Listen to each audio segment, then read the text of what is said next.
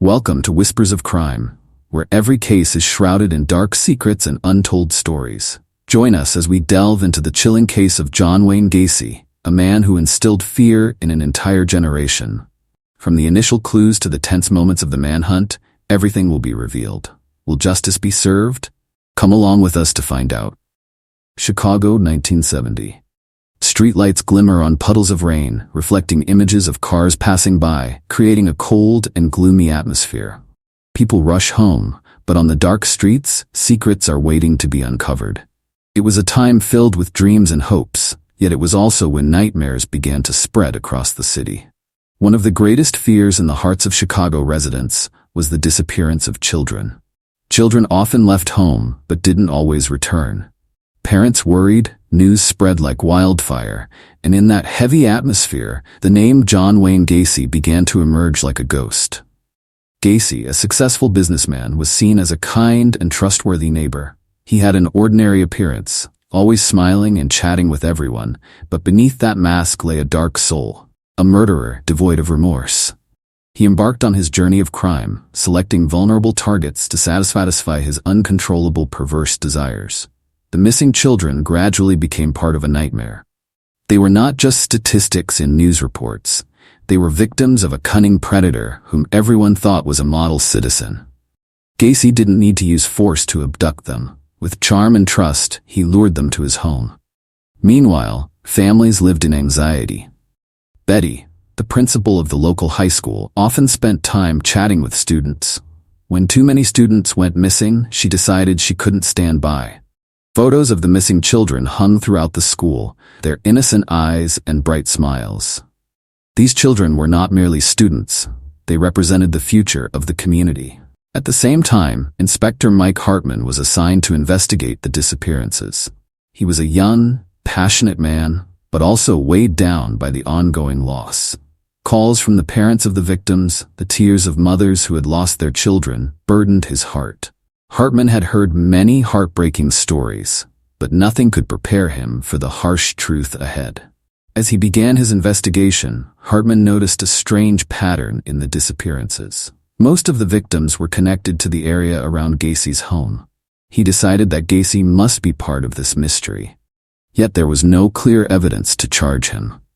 He felt like a piece in a larger puzzle, with that piece still missing. Hartman decided to visit the families of the missing children, gathering their information and emotions. He witnessed the pain and despair of the parents, which further solidified his resolve. He promised not to let those children be forgotten, and not to allow criminals like Gacy to act without punishment. Meanwhile, Gacy continued to live a normal life, integrating into the community. He was not only a successful businessman, but also an active member of social events. He organized parties for youth and was seen as a responsible man in everyone's eyes.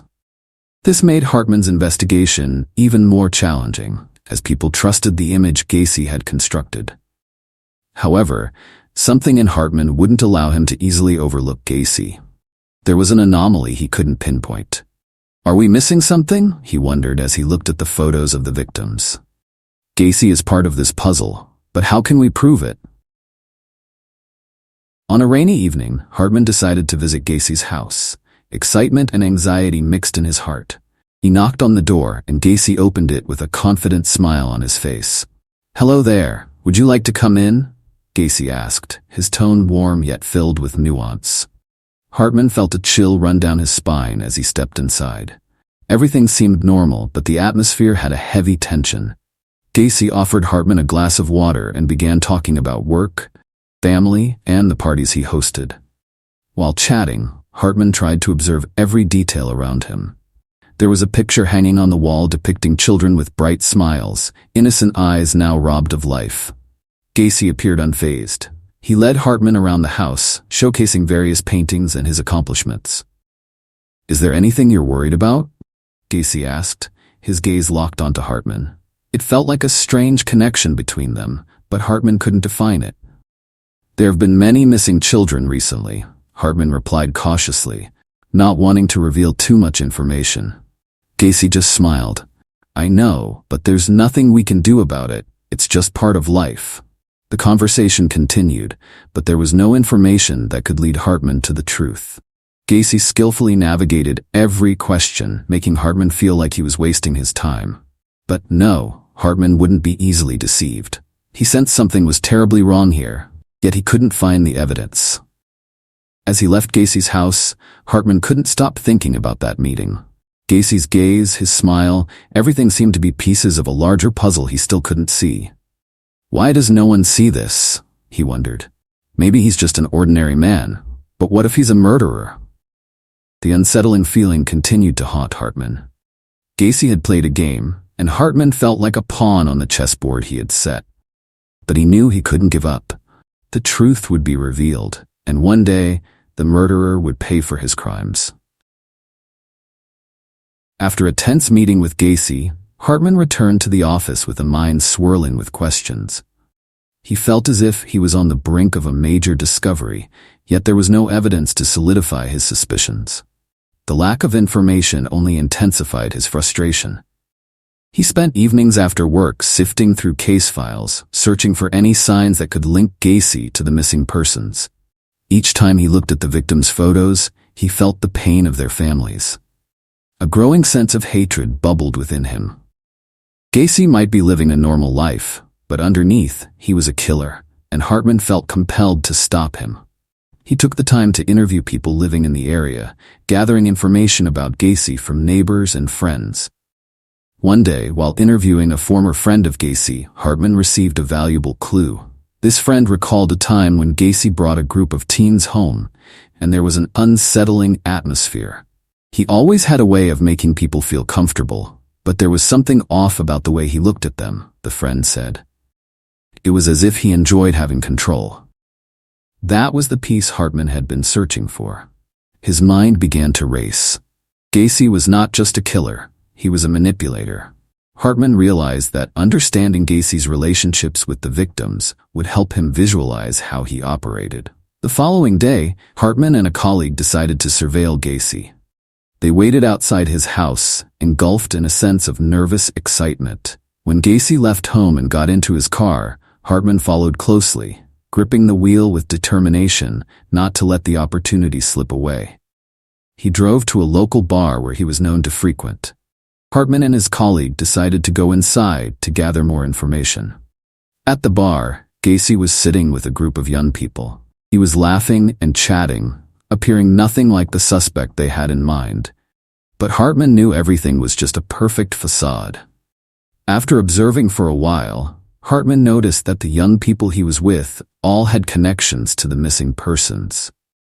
"We need to clarify the connection between him and these kids," Hartman told his colleague. "I feel like we're standing on a mountain, and just a gentle breeze could make everything crumble." As suspicions about Gacy grew, Hartman decided to find a way to approach the young people he often interacted with. He invited several of them to the police station, not as suspects, but as individuals with information. These interviews became an opportunity for Hartman to listen to their stories and perspectives about Gacy. In one interview, a young man named Tommy shared what he had witnessed. "I had been to his house a few times," Tommy said, his eyes still filled with fear. "He had a collection of strange items. He always asked me about the things I liked. Then he started talking about hosting parties for teens." Hartman listened, sensing that something was wrong. "Did anything odd happen?" Hartman asked. Tommy nodded. "He had a way of making people feel uncomfortable, but when you left, he seemed really nice. I can't explain the feeling." Tommy's affirmation made Hartman feel like he was touching an important piece of the puzzle. Gacy wasn't just a murderer. He was a manipulator, someone who could make others feel confused while simultaneously building trust. As the investigation deepened, Hartman discovered that Gacy had previously been convicted for child-related offenses. This only solidified his suspicions further. How long had he been able to evade capture? The signs indicated that Gacy was not just a simple killer, but a psychological predator who exploited the vulnerability of naive teens. At this point, Hartman knew he needed to gather clearer evidence. He decided to collaborate with other investigative agencies and plan a tighter surveillance on Gacy. He felt they were closer to the truth than ever before. Gacy's footsteps might be leading them to a place where everything would be exposed, where the long-buried secrets would finally come to light. Right then, Hartman realized that this was just the beginning. Every day was a battle, not only to uncover the truth, but also to protect the lives he was threatening. "I won't let him get away," he silently vowed to himself, "and I will never give up." Tension was mounting as Hartman and the investigation team planned a way to apprehend Gacy. They aimed not only to arrest him, but also to gather enough evidence to bring him to justice. Hartman decided to persuade the young people who had interacted with Gacy to participate in the investigation. He organized a meeting with team members to strategize. "Let's listen to them," Hartman said, pointing to a map marked with locations where Gacy frequently appeared. "He's not just a killer, he's a con artist. We need to connect all the dots." The investigation team began to work more vigorously than ever. They compiled a list of young people who had been approached by Gacy and sought to meet them. Some were very confused, while others felt safer sharing information with the police. In an emotional interview, a young man named Mark decided to speak up. "He invited me to his house and showed me his collection," Mark shared, his voice trembling. "I felt something was off, but he said he was just a friend." Hartman listened empathetically. "And what happened next?" he asked, hoping to extract more information. "He started asking me personal questions about what I wanted to do in the future. Then he said I could come work for him." Mark paused before continuing. "I never went back." The clues were like pieces of a larger puzzle slowly coming into focus. Hartman and the investigation team realized that Gacy had exploited the naivety and dreams of these young people to trap them. Every story, every piece of information from these youths helped them fill in the gaps in Gacy's profile. Despite the fears and insecurities, Hartman remained steadfast in his goal. He devised a tighter surveillance plan.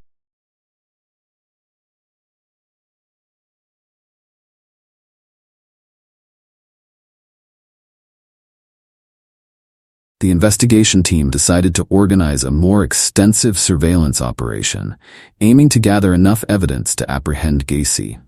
They set up cameras in various locations around his home to monitor his every move. Excitement surged as they prepared for the long days of waiting ahead. One afternoon, while Hartman and the team were watching footage from the cameras, they noticed Gacy approaching a group of teenagers near a park. He was not just a typical middle-aged man. He was a man with a clear agenda. "He's looking for new targets," Hartman assessed, his heart racing. "We need to act immediately." In the following days, Hartman and his team detected a specific pattern in Gacy's behavior. He often hosted parties at his house and invited young people to join.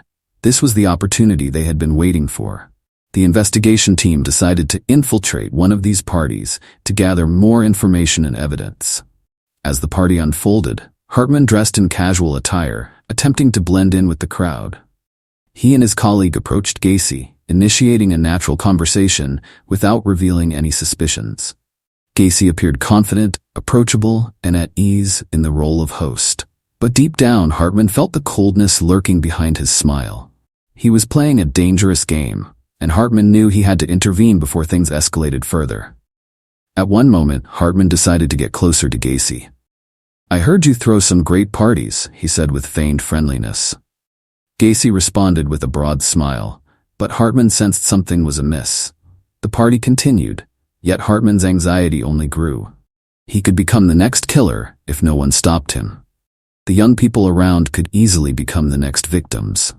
And Hartman knew time was running out.